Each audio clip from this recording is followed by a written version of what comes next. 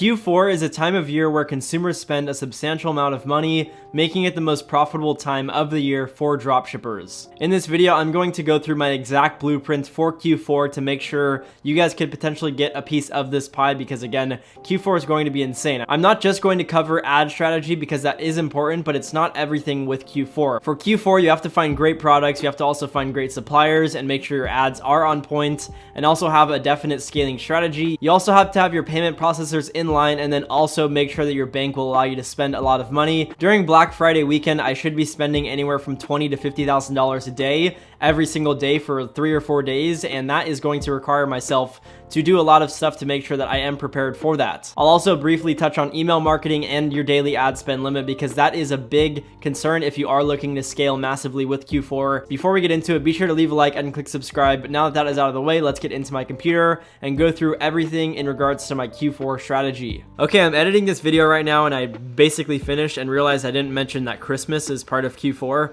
Christmas is also huge, and I'll basically be doing the same thing. Scaling just won't be as hard because Black Friday, Cyber Monday, people look for sales on those exact days. Christmas is just like Christmas sales the whole month. So yeah, that's kind of a brief explanation of that, but basically same thing. Now that I clarified that, let's get into the video. The first topic I want to discuss is the testing phase. Testing a lot of products is my main focus for the next month, just because I am trying to figure out which products are going to do well. Now I'm going to be doing this by having one general store and adding on a ton of products and running them. Now, I'm not going to be spending thousands of dollars to test a product, which is what I normally do. I'm going to be a little bit conservative, so I'll be spending $400 at most, and I'll explain exactly where that money is going to go in the next slide or two. And that's because I want to get through a product. I want to make sure, okay, is it going to do really well for myself or is it not? So at 400, I should have a great understanding of if the product is a winner or not. I will have a strict criteria for how I'm also running my ads. So when I test the products, I want to see, is it getting me purchases? Is it getting me ads carts, initiate checkouts? Is it doing all of that stuff? If it's not, or if they're not performing well, I will move on to the next product. I'm being really cutthroat with my testing this year, at the end of this year, just because, again, I don't want to waste time. Q4 and the big days that are coming up for Q4, which is going to be Black Friday, that's in almost 3 months. That's not a crazy amount of time, so by the end of this month, I should have a majority of my winners picked out and ready to be scaled. Now, I'm going to be doing custom videos for each product that I'm testing. That doesn't mean I'm going to have someone film a custom video, but a lot of people do just download a competitor's video and run it on Facebook. I personally use Top Notch Ads. I'll have a link in the description for that. They make basically all of my video ads, so I'll be having them make me a lot of videos. That's just a brief overview of my testing phase. I will get into the exact ad strategy in a second, but I just need to set some ground before we get into that. The next topic is product criteria. I'm going after solely broad products. The reason is I want to be able to take products to high heights, like $50,000, $100,000 a day, and I can't do so if it's an extremely niche product. So that's my overall, like, what type of products I'm going to be selling, and then the product sell price will be anywhere from $20 to $200. I'm kind of open to any type of product. I don't really care, as long as it makes me money and is a good product, I'll sell it. And I'm probably not going to sell anything under 20, just because the cost of running advertisements on Facebook will get a little inflated during Q4, so I need to make sure I'm planning for that. So 20 to 200, that's a good range. The product does need to have a wow factor. If I'm going to sell it, I need it to be able to wow my audience. That's how I'll generate money and generate sales with my Facebook ads. If it isn't a wow product, I probably won't sell it. One important thing you guys should note, in Q4, the product does not need to solve some large problem. And I'm being completely honest, just because a lot of people splurge during Q4, way more than usual. So for myself, if I normally spend very conservatively, I might see something cool and I just buy it just because it looks cool, not that it solves a crazy problem for myself. That is Q4 for you guys. One last note for product criteria is longevity. If I could find products that I could scale up during the end of this year and move into 2021, having data for the product and having a product that can be sold for a while, that will set me up really well for next year. So that's what I'm also going for, because making short-term money is great, but once you have money, you're looking for long-term brands. That's pretty much the goal. If you are dropshipping, you want to build up capital and then go into long-term brands, because then you can build up a lot of money and long-term money that comes in pretty consistently. That's my product criteria. Now let's get into product research.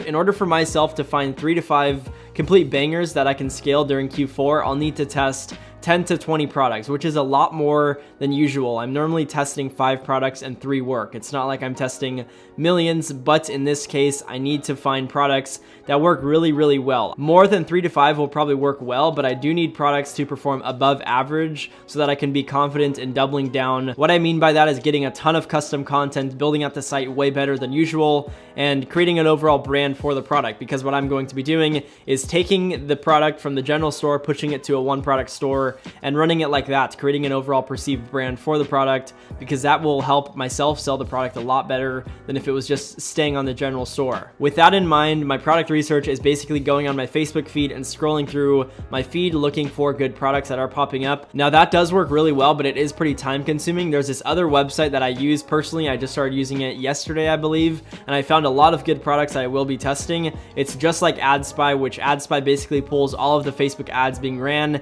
and then you can search by keywords, you can filter by likes and comments. It's basically AdSpy for a fraction of the cost, so I'll have a link in the description for that because it's a very valuable tool to have, and it helps you find a lot of good products that are still selling right now. So I'll again have a link in the description for that. That's basically my product research. It's not going to be anything complex. I'm just sticking to the basics because I know the product criteria and I know what type of products I'm looking for. So it won't really be too complex to find winning products. Now my ad structure when I'm testing all of these products is going to be basically the same. I'll be having one campaign at $100 a day for conversions. I'm not doing engagement. I'm not doing any of that stuff. It doesn't matter to me. I'm going after purchases. Why would I optimize for engagement? That doesn't make sense. So I'll have 5 ad sets, all with unique interests. So essentially I'll have 5 different interests, one in each ad set, and then they'll be all ages, all genders, English language. Now I will be doing placement as automatic with a minimum spend of $10 per ad set. That will be delegating out a total of $50 spend across each ad set, giving the whole campaign a $50 free reign to spend it on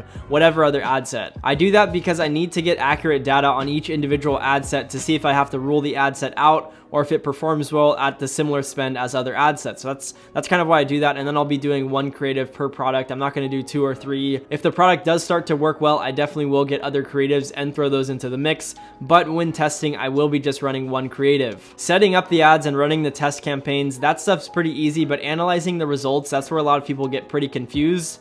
So that's what I'm going to do right now. I'll explain to you guys how I do this. So after 2 days, each ad set will have at minimum $20 spent because like I mentioned, $10 per day minimum spend on each ad set after 2 days. You do the math. So that's $20 minimum. They should result in sales on basically all the ad sets that are worthwhile, because if you're spending 20 bucks and your product sell price is anything less than 50, you should probably be generating sales. If the campaign does have no sales, I'll be revamping all of the ad sets and just putting in new interests and then running it for another 2 days and seeing how it performs. After the total of 4 days, if there still aren't any sales or anything that looks promising, I'll just move on to the next product. I don't need every product to work, so that's the cool thing about this strategy and this method that I'm going to be doing. It's not like I'm counting on every product to win. I'm counting on losing money and only making money on 3 to 5 products, but those 3 to 5 products will bring me multi 6 figures, probably 7 figures Q4, so I'm not really worried about it. Now, after those first 2 or 4 days, if you did get a lot of ads carts or initiate checkouts, maybe let the product run a few more days and let the ads run a few more days and see how it's going to perform. If it still doesn't do well, then turn it off and move on to the next one. Again, I'm not worried if the product does not sell just because I have a lot that I'm willing to test. So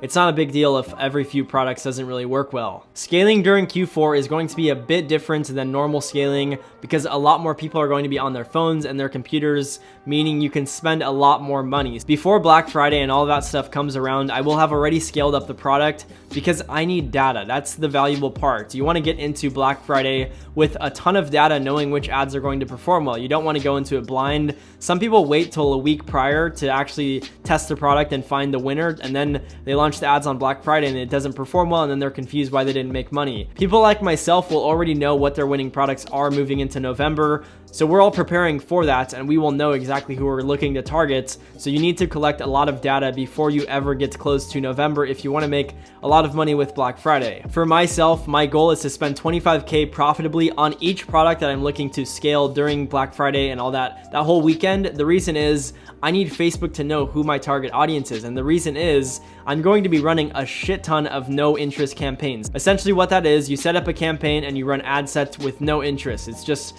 targeting a country and a language, and that's basically it. Now, it works well if you have the data, and if you've spent 25K, Facebook knows what's good. They know who your target audience is, so they perform well. But if you don't have a lot of money spent, Facebook won't know what to do, so they will spend your money and they will probably not make you much. That no interest campaign that I just explained, it's very valuable for scaling. So for Q4, I will have campaigns running $5,000 to $10,000, maybe even $20,000 per day just on one campaign with no interest. And I'm doing that because the audience size is so big. It's over 1 billion people if you're just targeting the US, I believe. So it's pretty valuable. I strongly suggest if you guys are looking to scale during Q4, collect the data so Facebook knows your target audience. Also, be sure you're testing those no interest campaigns before Black Friday. You don't want to turn on one and have it be at 5K daily spend and then it just spends all of your money and is unprofitable. That's the last thing you want. So be sure you're testing before you actually launch those big daily spends. Simultaneously, I'll be scaling my other campaigns that are probably going to have some interest, and then some are going to be lookalike audiences,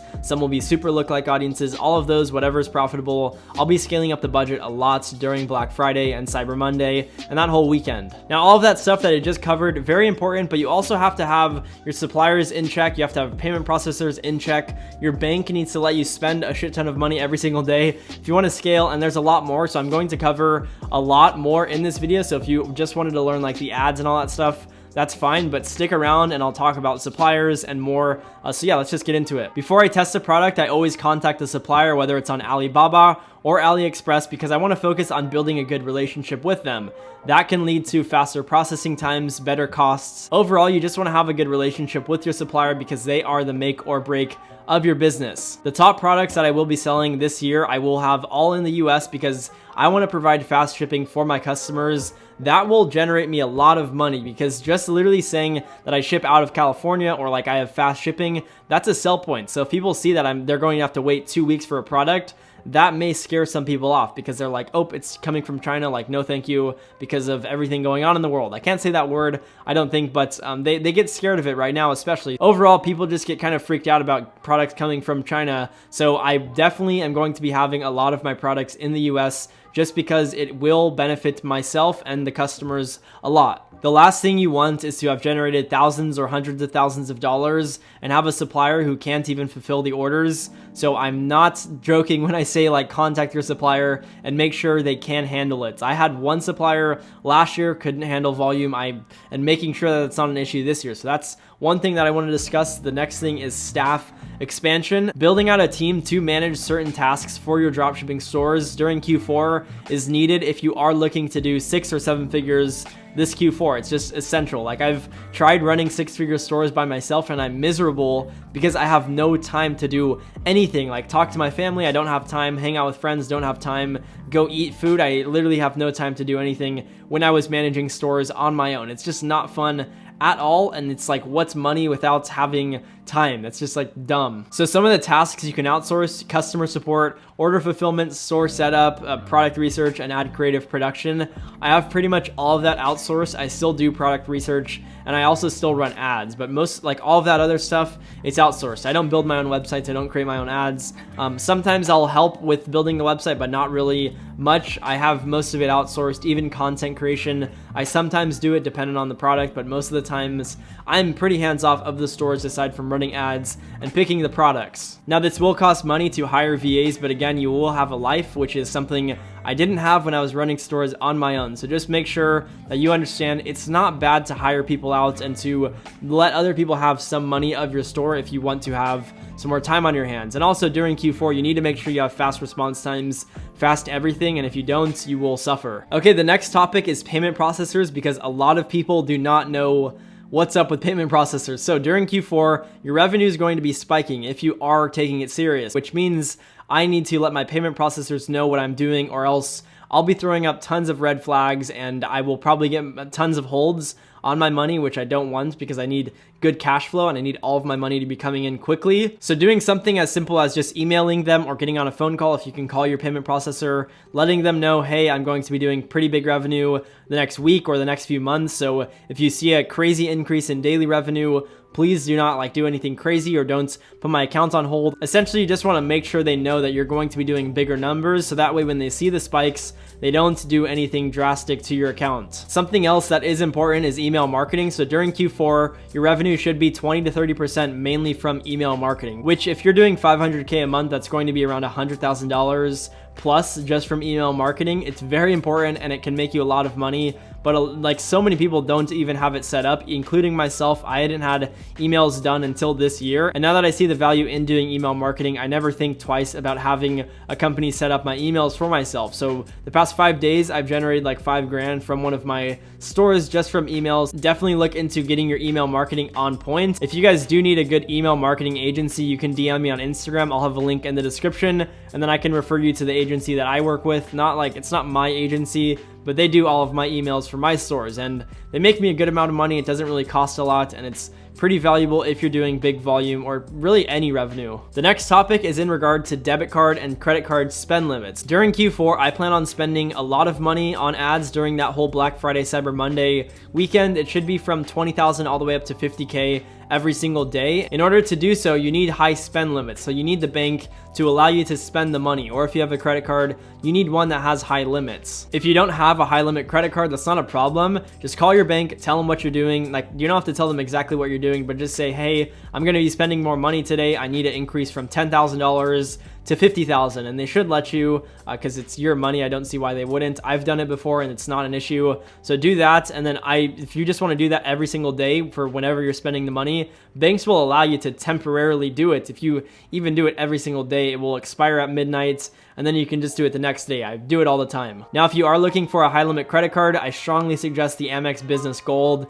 It does give you, I believe, 3 or 4x points back on your Facebook ad spend up to 150K. That comes out to like $8,000 or $9,000, I believe, if I'm doing my math right. Like $8,000 in points, maybe $6,000 or $7,000. I'm not positive. It comes out to a lot of money. So if you are spending a lot, definitely look into that. The last thing I want to cover in this video is going to be ad spend limits. I plan on spending, again, like I mentioned, over $20,000 daily on that weekend, the Black Friday to Cyber Monday weekend. So with Facebook, every ad account they give you has a daily spend limit. I believe it starts at $50 or $25, and then it goes all the way up to $5,000 after a few weeks. Now, that's what it's set at. You can't get it up to $10,000 just by waiting. Keep in mind, if you fail to make payments and then you also don't comply with their policies, they are a lot less likely to increase your daily spend past $5,000. The reason is they're trusting you with money. They're essentially saying, here, go spend it, and then we'll charge you once you've already spent it. So if they don't trust you to spend more than 5K per day, they won't increase your spend limit. It's just not how it works with Facebook. Surprisingly, there are people who have ad accounts with no spend limit, to the point where they can literally spend like